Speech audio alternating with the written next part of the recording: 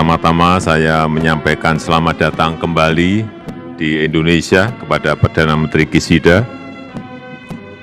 Suatu kehormatan bagi saya menerima kunjungan yang mulia dan saya menyambut baik komitmen yang mulia untuk terus memperkokoh hubungan bilateral antara Indonesia dan Jepang. Dalam hubungan bilateral ini kita sepakat untuk terus meningkatkan kerjasama di perdagangan dan investasi. Di bidang perdagangan kita sepakat untuk mengintensifkan negosiasi IJPA, Indonesia-Japan Economic Partnership Agreement, dan mengurangi hambatan perdagangan agar lebih menguntungkan kedua negara. Secara khusus, saya menyampaikan permintaan pembukaan akses yang luas bagi produk pertanian dan perikanan Indonesia ke pasar Jepang. Di bidang investasi, saya menyambut baik ekspansi perusahaan otomotif Jepang seperti Toyota dan Mitsubishi yang akan menjadikan Indonesia sebagai hub otomotif untuk kawasan. Tapi saya juga berharap adanya tambahan investasi baru Jepang di bidang lain, terutama energi, industri semen, teknologi pertanian dan kesehatan, dan menjadikan Indonesia menjadi bagian penting dari global supply chain industri asal Jepang.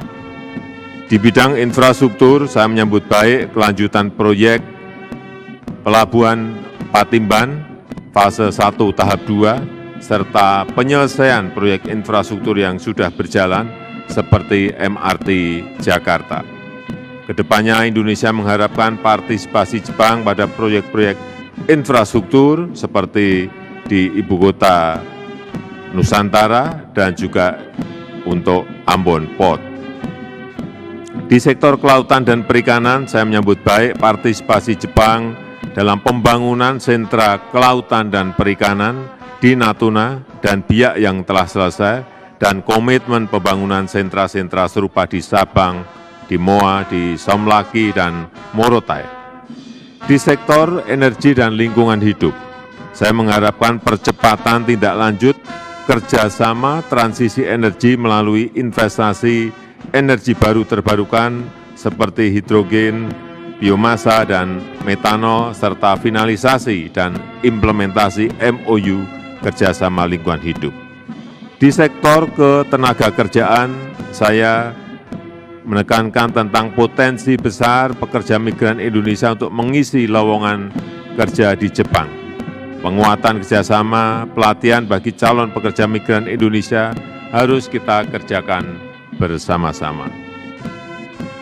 Mengenai isu kawasan dan isu global, khususnya mengenai Ukraina, saya menekankan ajakan Indonesia agar semua negara menghormati kedaulatan dan integritas wilayah negara lain secara konsisten.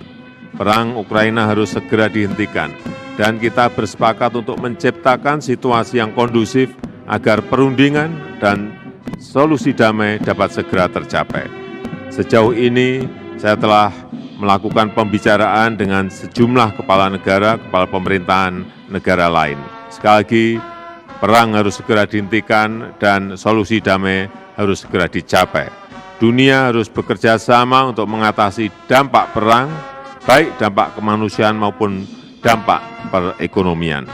Presidensi Indonesia di G20 akan kita manfaatkan sebagai katalisator penanganan kemanusiaan dan pemulihan ekonomi dunia. Mengenai Myanmar, saya menekankan pentingnya kerjasama antara ASEAN dan Jepang untuk memastikan bahwa 5 Point of Consensus ASEAN dapat dijalankan. Terakhir, kita juga membahas kerjasama Indo-Pasifik agar menjadi kawasan yang damai, kawasan yang stabil dan sejahtera. Saya menekankan pentingnya membangun strategic trust di kawasan. Indonesia dan ASEAN siap melakukan kerjasama dengan para mitra, terutama di bidang maritim, konektivitas, dan pencapaian SDGs, serta perdagangan dan investasi. Demikian yang bisa saya sampaikan.